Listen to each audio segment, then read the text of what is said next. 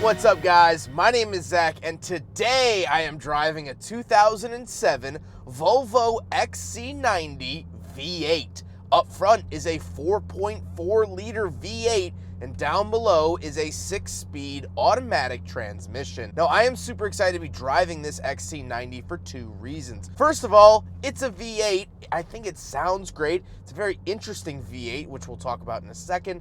But the second reason is the fact that I currently, at the time of filming this video, I have a Volvo XC90 press car from the current year of 2023. And so we're gonna be comparing and contrasting what has changed over the last 16 years in terms of the XC90. But before we get on to anything else, I have a website, zackpradle.com, where you can buy stickers and other merchandise when it becomes available. You could also submit your own vehicle to be reviewed by me through a quick and easy submission form, and you get a video of your car just like this one. And you could read my behind the scenes blog to see what I'm filming before it comes out on the channel. But let's get back to that 4.4 liter V8 under the hood. Well, it was a higher trim option here for the XC90. I have driven the inline 6 3.2 liter XC90 last October down in Texas, and I'll leave that video at the end of this one. But this is the 4.4 liter, and what's so special about it is that it's not a Volvo designed engine. It's actually designed by YAMAHA. Yes, the company that also did the Ford Taurus SHO, along with some snowmobiles and apparently grand pianos.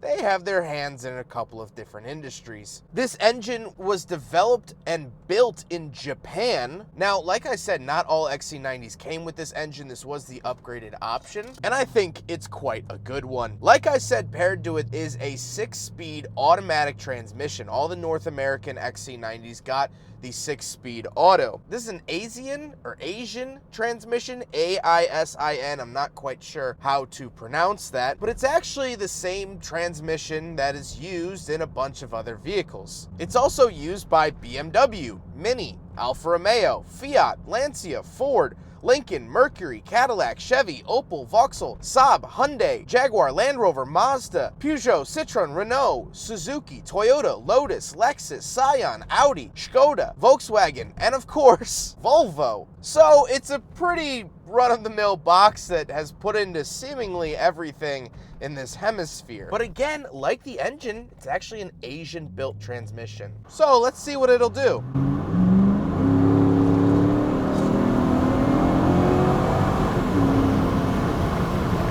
Nice, solid power. It doesn't punch you in the chest. It doesn't send you on a roller coaster of emotions, but I like the naturally aspirated V8. It just goes. You don't have to wait for a turbo to spool up. You don't have to wait for a supercharger. It just goes, and I love that. And this definitely feels like a very older style of SUV.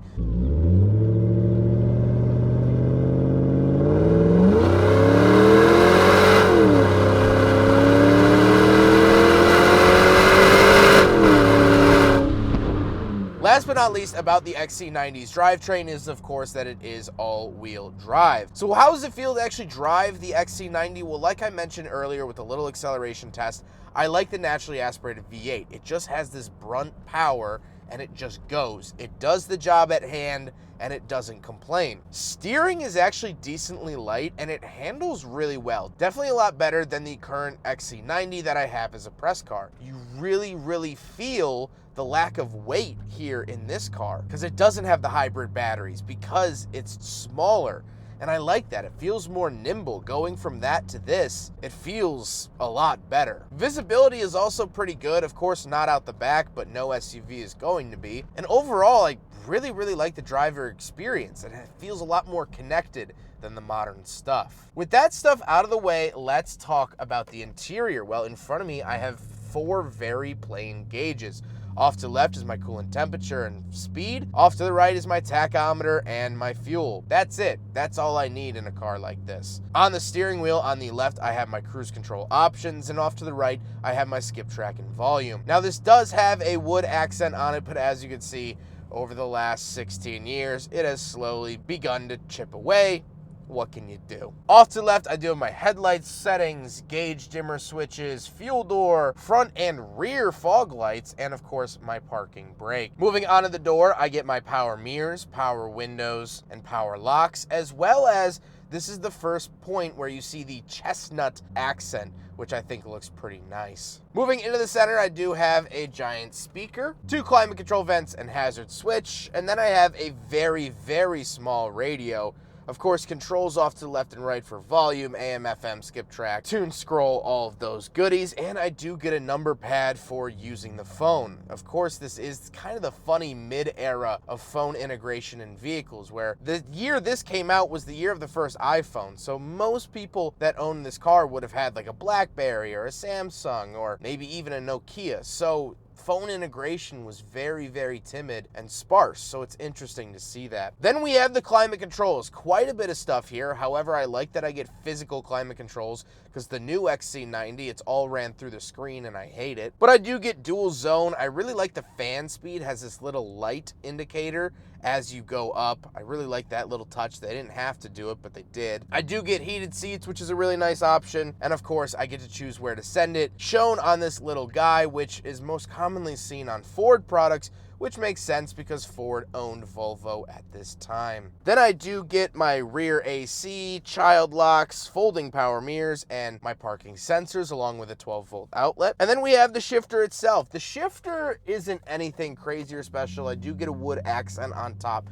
which I really like, of course. And I do have a W button for wet or weather. This is going to be like an upped traction control, essentially. Then I do have cup holders, so we will do a big friggin' bottle test here in the Volvo XC90 V8 from 2007, and it's no surprise that unfortunately it fails. It starts to go in, but it's just not enough to hold the bottle. So unfortunately, much like its successors afterwards, the Volvo XC90 fails the big friggin' bottle test.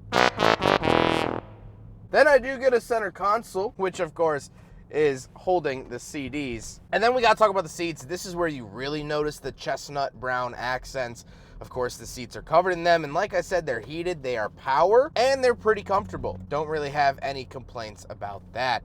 But speaking of seats, we do have 2 more rows of seating, so let's go do some backseat reviews. All right, so we're in the second row of the 2007 Volvo XC90 V8, and a couple of things to note. First of all, knee room good, headroom good. It's a decently spacious SUV.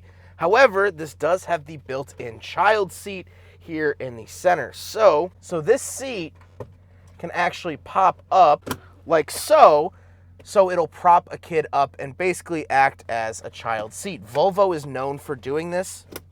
It's really cool to see that. I do also get my own climate control vents here in the B pillars, as well as I get a 12-volt outlet and slide out cup holders if I'd like to utilize that. However, that's pretty much it for back here. Nothing too crazy. Do have little lights back here. However, I do have a third row. All right, I had to grab the camera because I've never seen seats flip up like this.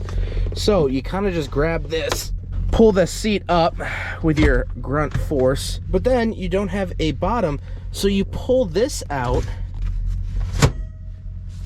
Now your seat is complete. That is so strange. I guess I'm technically in the back. There's no way that seat's going back to the normal position with my legs still being intact. So, not a great back seat, but I do have some storage. I get cup holders, and down by my left thigh, I actually do have fan speed, so I can control my fan speed in the third row. That's really impressive. A lot of SUVs forget about that. But the XC90 doesn't, and actually the very modern 2023 XC90 also has fan speed operation for the third row. So that is pretty neat. Let's hop out. We'll take a quick look at the trunk and cargo space, and then we'll talk about the looks. All right, so we're on the back of the V8 XC90. You can pull this up, and then it also has, ow, does that hit me in the head? And then it also has a tailgate that comes down. So it appears that the top doesn't want to stay up. That's okay, 16 years. But once we are back here, of course, we do have those seats that were previously folded down. And you do get this tiny little storage compartment. I don't know what the heck you could put in here, not very deep, but of course the seats go under here so it can fold flat. So kind of interesting there. I also do have a 12-volt outlet over here. I do have some tie-down straps, and that's it. But what's really cool is that fold-down tailgate, and of course, the regular tailgate. Now we gotta talk about the looks, and I really actually like the look of the XC90 from this era. This is a first generation XC90, and it actually lasted all the way up until 2015. So when they finally switched to the second gen, and they're still currently on the second gen. However, I do like the fact that this is finished in magic blue. Here in the sunlight, it kind of changes color. It has a little bit of purple to it. Definitely a nice deep midnight blue, which I like as well. And overall, I think it's a really good looking SUV. Sure, time has not been super nice to it, but time hasn't been nice to me either. So a little stretch marks, couple wrinkles here and there, can't hurt. But now let's get on to my final thoughts. What do I think driving the 2007 Volvo XC90 V8? Well, that V8 is really the calling card of this car for me. Like I said, I've driven the straight six, and although that was a good SUV, I definitely prefer the V8. This to me is a monument to days gone by. SUVs aren't built like this anymore. Putting a naturally aspirated V8 into a family hauler isn't really a thing anymore. Now everything is smaller displacement with turbochargers or superchargers, or in Volvo's case, both, paired to a hybrid system. That Volvo XC90 that I'm driving as my daily right now is twin charged and a plug-in hybrid. It's fantastic. It makes 455 horsepower.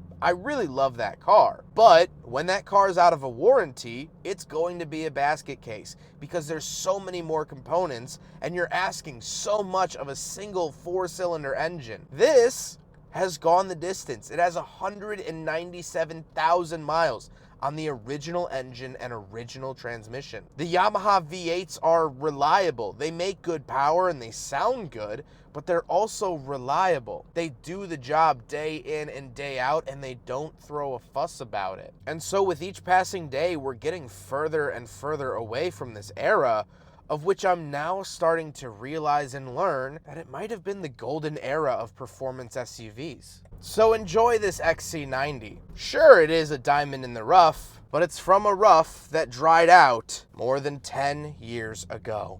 I hope you guys enjoyed the video. Huge thank you to Steve for letting me take out their XC90 V8. This was such a cool car, and of course, it was so cool to film this while I'm testing a current year XC90. The schedule just happened to work out that way. It wasn't planned, but I am thrilled that it did. So huge thank you to Steve. But I hope you guys enjoyed the video. Don't forget to rate the video, comment on the video, and subscribe if you really liked it. Take care, guys.